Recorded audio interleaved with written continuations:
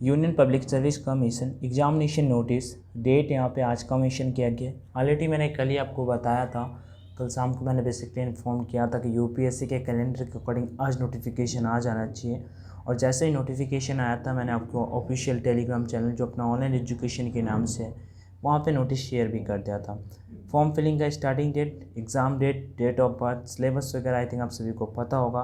But यही inform करना था कि नोटिफिकेशन ऑफिशियली रिलीज कर दिया गया है। कुछ चीज़ें जो इंपॉर्टेंट है वो शेयर कर दूंगा, बाकी आपको फॉर्म को कैसे फिल करना है, प्रिपरेशन कैसे करनी है, बाकी सारी भी चीज़ें जो आपको समझ में ना आ रही हूँ definitely you can ask me in comment section.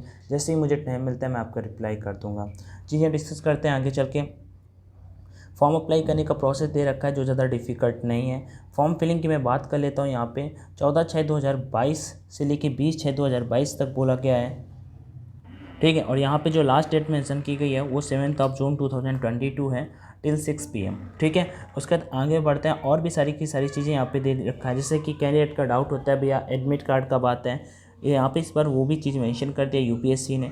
Eligible candidate shall be issued E admit card for 3 weeks before the commencement of the examination. मतलब कि आपको एग्ज़ाम कंडक्ट कराए जाने से लगभग 30 दिन पहले, मतलब 3 हफ्ते पहले, मैं आपको बता देता हूँ 3 हफ्ते से पहले ही आ जाता है। लगभग जब आपका 28 से 30 दिन होते हैं, हर बार का यूपीएससी का मैं नोटिस करता आ रहा हूँ कि लगभग 28 से 30 दिन पहले ही आपका एडमिट कार्ड जारी करते जाते हैं।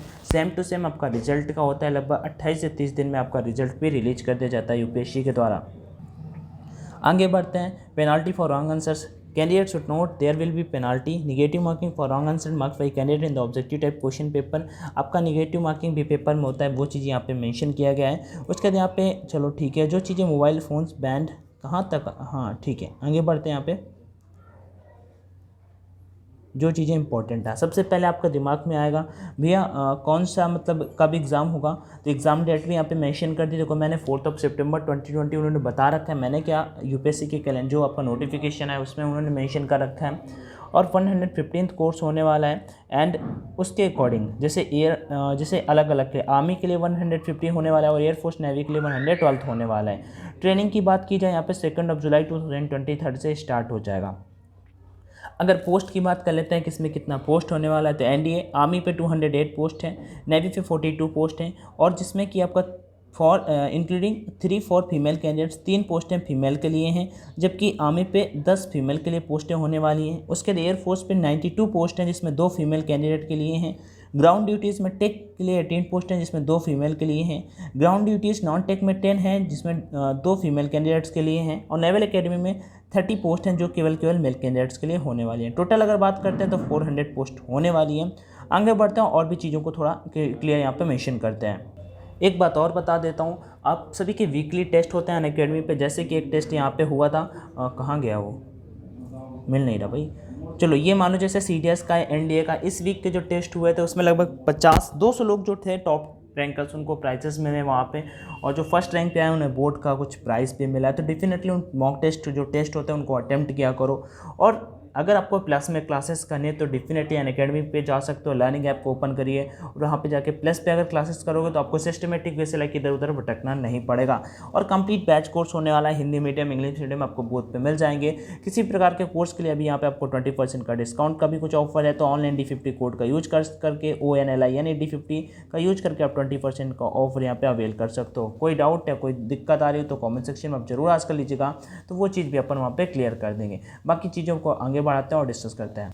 उसके बाद थोड़ा सा आगे बढ़ते हैं, सेंटर ऑफ एग्जामिनेशन की बात कर लेते हैं। तो जैसा कि पता है आप सभी का यूपीएससी लाइक हर जगह पे सेंटर, आप यूपी पे आते हो, कानपुर से बिलोंग करते हो तो आपको लखनऊ जाना पड़ेगा, या फिर लखनऊ मिनिमम में आपको दिल्ली भी जाना पड़ सकता है। वो अभी सेंटर आपका कानपुर तो यहाँ पे नहीं दिखाई देता है, ऐसे ही हर जगह का है। अगरतला, आगरा, अजमेर, अहमदाबाद, आइजॉल, और उसके बाद अलीगढ़, अल्मोड़ा, अनंतपुर आंध्र प्रदेश में, औरंगाबाद, बेंगलुरु, बरेली, भोपाल, ये सब आपके यहाँ पे एग्जाम सेंटर मेंशन किए गए हैं। उसके बाद यहाँ पे कंडीशन ऑफ एलिजिबिलिटी की बात क्या की जाती है, यहाँ पे इंडियन के आप सिटीजन, इंडिया के सिटीजन होना चाहिए, और यहाँ पे नेपाल की भी होगा तो डजंट मैटर, यहाँ पे वो चीज़ मेंशन की गई है।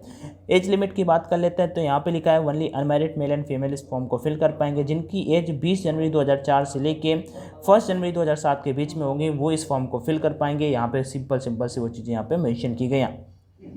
The date of birth accepted by the commission is that entered in the matriculation. अच्छा ठीक है, ये अभी पूरे का पूरा चीज़ें आपको पढ़ के नहीं बताने वाला हूँ, बट यहाँ पे वो चीज़ें बताई गई हैं, जैसे कि आपको आपका डेट ऑफ बर्थ होगा वो आपके मेट्रिकुलेशन मीन्स 10th की मैट्रिक के सर्टिफिकेट मीन्स 10th की मार्कशीट के बेसिस पे आपका जो एज होगा वो काउंट किया जाएगा। उसके बाद candidate should not note that only the date of birth as recorded, ठीक है वही सेम चीज़ है। Candidate should also note that the once date of birth has been claimed by them and entered in the records, ठीक है चलो वही same चीज़ है। आगे बढ़ते हैं। All communication in this regard should contain the following particulars name, ये सारी की सारी चीज़ें आपकी वहाँ पे रखी जाएंगी, ये चीज़ें आपको वहाँ पे शेव रखना होगा, ये सारी की सारी चीज़ें आपको मिल जाएंगी। Valid and active email ID चाहिए, name and year of the examination, registration ID, form fill करने के लिए, सारी की सारी चीज़ें वहाँ पे बोली जाएंगी। The candidate should exercise due care while entering their date of birth, ठीक है सारी की सारी चीज़ जब आप फॉर्म को फिल करेंगे अच्छे से फॉर्म फिल करिएगा, वही चीज़ें यहाँ पे अलग अलग स्टेप्स पे अपने को बताई गई हैं, ठीक है। The candidate should also note that no addition deletion any charges are allowed in online application form in the Indian and examination in any circumstances was it is submitted. मतलब कुछ भी गलतियां कर देते हो तो ये सोचो कि भाई फिर से फॉर्म आएगा, फिर से हम उसे सबमिट कर पाएंगे, कुछ से मतलब एडिटिंग कर पाएंगे, कुछ गलती कर दिए फिर से सही कर पाएंगे, वो चीज़ें आपको यूपीएससी बार बार प्रोवाइड नहीं कराता। तो इस चीज़ों को अपने दिमाग में रखोगे तो ज़्यादा बेटर होगा।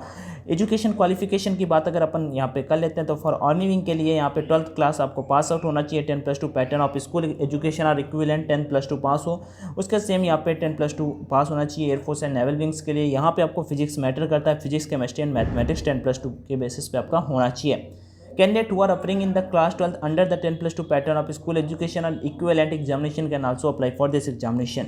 यहाँ पे ये देखो चीज़ अच्छी बताई गई है कि जो भी 10+2 के लिए अप्लाई मतलब एलिजिबल है और स्कूल एग्जाम एजुकेशन और इक्विवेलेंट एग्जामिनेशन के लिए can also apply for this examination, इस एग्जामिनेशन के लिए वो फॉर्म को अप्लाई कर सकता है जो 10+2 में अपीयर हुए हैं इस बार वो भी, ठीक है। और यहाँ पे लिखा है such candidate who qualify the SSB interview but could not produce matriculation 10+2 और equivalent certificate in original at the time of SSB interview so it forward duly self attested photocopies to directorate general. अच्छा उनके बारे में लिखा गया, मान लो exam clear कर लेते हैं, उनके पास अभी सर्टिफिकेट वगैरह नहीं हुआ तो फिर उनके बारे में यहाँ पे चीज़ें मेंशन की गई हैं कि वो क्या क्या कैसा क्या चीज़ें कर सकते हैं। उसके बाद यहाँ पे और भी बहुत सारी चीज़ें आप अपन अगर ये नोटिस फिजिकल स्टैंडर्ड के बारे में बताया गया, क्या क्या आपका पीएफटी होता है, यहाँ पे मेडिकल के बारे में बताया गया कि आपका मेडिकल एग्जाम कैसे होता है, तो ये देख सकते हैं यहाँ पे 98 पेजेस का नोटिफिकेशन है। बेसिकली नोटिफिकेशन मैंने टेलीग्राम पे शेयर कर दिया था पहले ही, आप देख सकते हो मैं टेलीग्राम पे आ गया हूँ। ऑनलाइन एजुकेशन के नाम से अपना टेलीग्राम चैनल है जहाँ पे मैं पहले से पहले आप सभी को अपडेट्स देता रहता हूँ, तो जो भी नहीं जुड़े जुड़ जाइएगा, अपडेट्स भी मिलते रहेंगे और काफ़ी सारी चीज़ें यहाँ पे आपको पता चलती रहती हैं। तो यही चीज़ें थी जो मुझे आप सभी के साथ में शेयर करनी थी।